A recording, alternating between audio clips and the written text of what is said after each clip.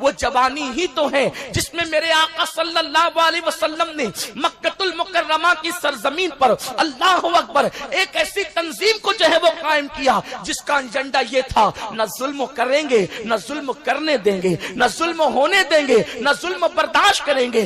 انسان وہ ہے اور انسان کی جوانی وہ ہے۔ قلندر لاہوری نے سارا تمغہ کامیابی کا اپنی صدی میں اگر کسی کو دیا ہے تو وہ جوانوں ہی کو عطا کیا ہے۔ اسی لیے تو کہتے ہیں ستاروں سے آگے جہاں اور بھی ہے، ابھی عشق کے امتحان اور بھی ہے، تو شاہی ہے پرواز ہے کام تیرا، تو شاہی ہے پرواز ہے کام تیرا، ابھی تیرے لیے آسماں اور بھی ہے۔ اور کہتے ہیں عقابی روح جب بیدار ہوتی ہے جوانوں میں نظر آتی ہے، ان کو اپنی منزل آسمانوں میں نہیں، تیرا نشیمن قصر سلطانی کے گنبد پر تو شاہی ہے بسیرا کر پہاڑوں کی چٹانوں میں۔ اس میرے آقا علیہ السلام کے دیوانوں، یہ جوانی ہی تو ہے کہ جناب ابراہیم نے بتوں کو توڑ کر کے جو ہے وہ نارے نمرود میں چھلانگ لگائی تھی، بے خطر کود پڑا آتش نمرود میں۔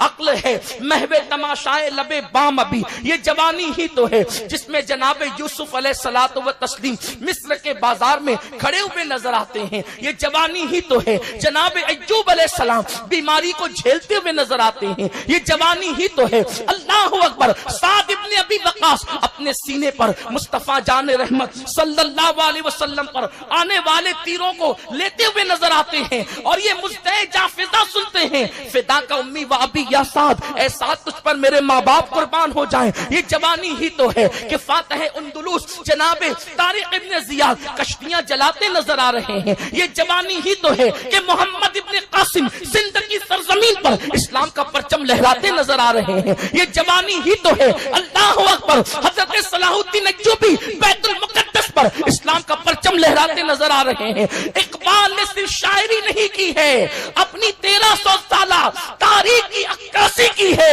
عقابی روح جب بیدار ہوتی ہے جوانوں میں نظر آتی ہے، ان کو اپنی منزل آسمانوں میں نہیں ہے، نہیں تیرا نشیمن قصر سلطانی کے گنبد پر تو شاہی ہے۔ اگر واقعی شاہی ہے کفا نہیں ہے، اگر تو شاہی ہے چوہا نہیں ہے، اگر تو شاہی ہے بسیرا کر پہاڑوں کی چٹانوں میں تو مشقت کے ساتھ زندگی گزار تاکہ تیری قوم آرام کی نیند سوئے۔ تو اللہ اکبر، تکلیف سے سامنا کر تاکہ تیری قوم کے لیے نئے نئے ترقی کی راہیں کھلتی ہوئی نظر آئیں۔ میرے پیارے آقا علیہ السلام کے پیارے دیوانوں، جس قوم کے جوان مشقتوں کی راتیں گزارتے ہیں اس قوم کے بوڑھے آرام کی نیند سنتے ہیں۔ جس قوم کے نوجوان اللہ اکبر ناخن تدبیر سے تقدیر کی زلفی ہوئی، تقدیر کی بکھری ہوئی زلفوں کو سنوارنے کی کوشش کرتے ہیں، اس قوم کا مستقبل سنہری حرفوں سے لکھا جاتا ہے۔ ہاں، لیکن جس قوم کے جوان شراب کی اڈوں میں ڈوب جائیں، جس قوم کے جوان زنا کے اڈوں میں ڈوب جائیں، جس قوم کے جوان عیاشیوں کے اندر ڈوب جائیں، جس قوم کے جوان بالوں ہی پر پوری طاقت صرف کر دے، جس قوم کے جوان ہاتھوں میں کڑے پہن کر عورتوں سے مشابہت کرے، جس قوم کے جوان کانوں میں بالیاں پہن کر ہیروں کی مشابہت کرے، جس قوم کے جوانوں کو چلنے کا شعور تک نہ ہو، جو نسوانیت کے ساتھ کمر مٹکا کر کے چلنے کو فیشن تصور کرتے ہو، وہ قوم کا مستقبل کیا خاک بلند ہوگا۔ آج ملک کے شام میں مسلمانوں کی گردنوں پر چھری نہ ہوتی، آج عراق کا سہاگ نہ اجڑتا، بغداد خاں کو خون میں نہ نہاتا، اگر جوانوں کو علی اکبر کی جوانی کی خیرات مل جاتی تو کربلا پھر سے کربلا کی طرح سونا نہ ہوتا، بلکہ اکبر کی جوانی لٹی اور کربلا کے جنگل کو ہمیشہ کے لیے آباد کر دیا گیا ہے۔ میرے پیارے آقا صلی اللہ علیہ وسلم کے پیارے دیوانوں، یہ نفس کا دھوکہ ہے، یہ شیطان کا فریب ہے کہ انسان جوانی میں گناہ سے نہیں بچ سکتا۔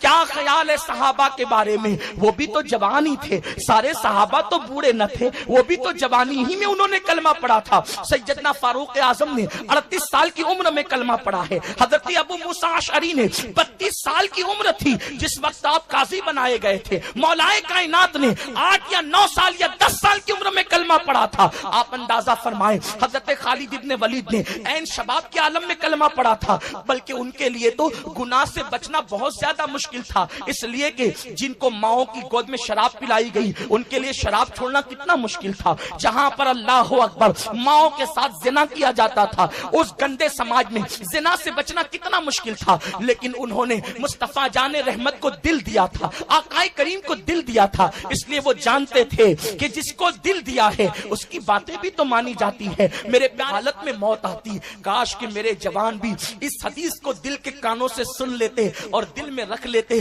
سب کی باتیں دل میں رکھنے والوں، میرے آقا نے فرمایا جو جس حالت میں مرے گا اسی حالت میں قیامت کے دن اٹھایا جائے گا۔ اپنے چہروں سے داڑیاں منڈانے والوں، اگر اسی حالت میں موت آ گئی تو رب کو کیا منہ دکھاؤ گے؟ کانوں میں ایئر فون لگا کر کے گانے سننے والوں، اگر اسی حالت میں موت آ گئی اللہ کو کیا منہ دکھاؤ گے؟ اللہ اکبر۔ کسی لڑکی کی بغل میں اور اس کی باہوں میں ہاتھ ڈال کر کے جنت کے مزے لوٹنے کی باتیں کرنے والوں، ذرا سوچو تو صحیح، اسی حالت میں موت آ گئی تو رب کو کیا منہ دکھاؤ گے؟ اللہ اکبر۔